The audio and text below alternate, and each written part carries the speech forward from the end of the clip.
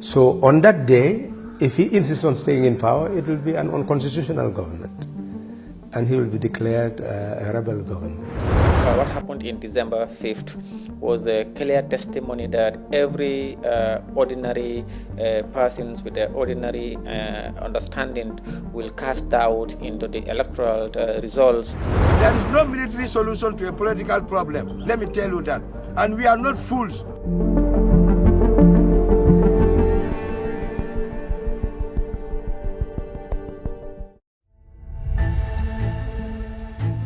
Can elections be rigged in the Gambia?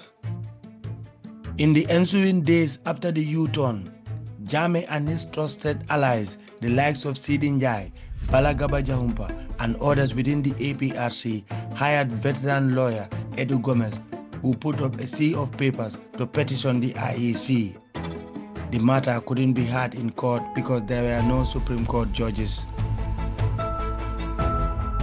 As we may recall, it still tells the whole world that His Excellency the President, his stance is the stance of justice and truth, and His Excellency the President and the APRC continues to stand with the Gambian people, and that is the Gambia is a sovereign state, and then the Gambia has our own laws, and our constitution is the supreme law. What happened in December 5th was a clear testimony that every ordinary persons with their ordinary understanding will cast doubt into the electoral results, and that His Excellency the President would continue to call on all Gambians to respect the rule of law, to go their normal businesses, as the matter is before the Supreme Court, and there is nothing that is going to happen in this country.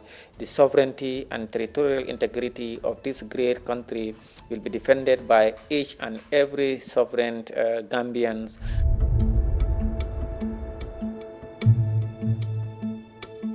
A frustrated Jammeh rang President Ellen Johnson Sirleaf of Liberia to talk about the matter in public.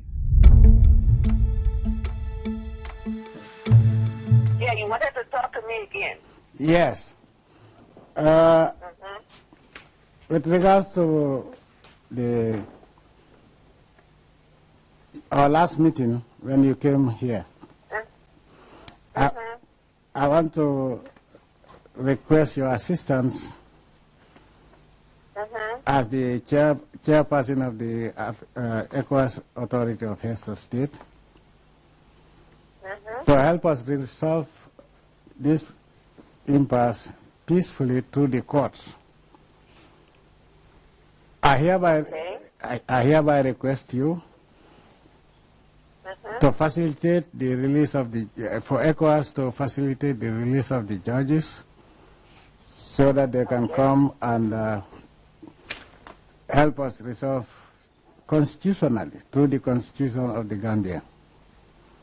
As I said, the only peaceful resolution of this impasse is through the courts. We have everything that we are doing is based on the Constitution of the Republic of the Gambia, and an application has also been filed at the Supreme Court of the Gambia for an injunction to restrain Adama Barrow from being sworn in, as well as restrain the Chief Justice and any other party from swearing in Adama Barrow into office until this application is decided either way and the status quo must remain. Time, it seems, was running so fast. With the judges' availability in doubt, the political impasse is drifting more and more Gambians to seek refuge in Senegal.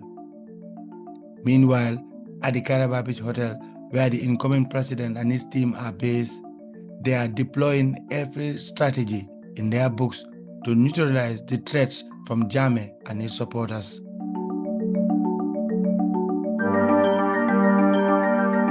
It was around this time Halifa Sallah coined a statement that became the anthem of the new coalition leadership. Jammeh will be considered a rebel if he did not relinquish power on January 19th.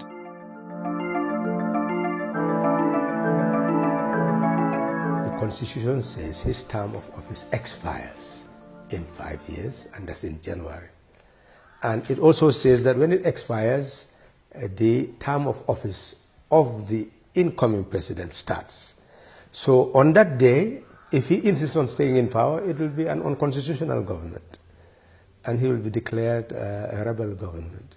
And any force, on that day, all civil servants, all military personnel will be required now to accept that President-elect Barrow is the president of the Gambia and should work with him as the person who is authorized to manage the affairs of the state. And anybody who fails to do so will be a rebel, and obviously that will create problems for the Gambia, but we know that no rebel can ever stay in office. The era of coup d'etat and stay in office for indefinitely has actually passed. Never been in this kind of situation, the security forces, especially the army, was under sharp focus. Already, the build-up and positioning after the election was a sign that the army might not hesitate to quell any demonstration. By now, CDS Lieutenant General Usman Baji was at pains to explain the army's role during these tense moments. Nothing will happen as long as we are concerned. What people think is a crisis is not a crisis. This is a political misunderstanding, and it is going to be solved politically and not militarily. Let them not fear. There is not going to be any war or any fighting here. Yeah. If our brothers, they thought are coming, even if they come, we are going to welcome them with a cup of tea, and they place their weapons there, and we enjoy the smiling coast of Africa, honestly. So even if the talks are going to fail at 4 o'clock, you won't fight? No, nobody. Nobody. I'm appealing to all Gambians who have fled to come back as I speak. Nobody is going to fight. So the president, the former president said it, that he loved the Gambia. The incoming president also said it, that he loved the Gambia. Why should we fight? For a reason. Let everybody tell me. This is a political misunderstanding. There is no military solution to a political problem. Let me tell you that. And we are not fools. I love my soldiers and I love the Gambian people. Nobody is going to be hurt here. When we come back, we will look at what was on Jammeh's toolbox, with ECOWAS threatening a military strike to restore democracy.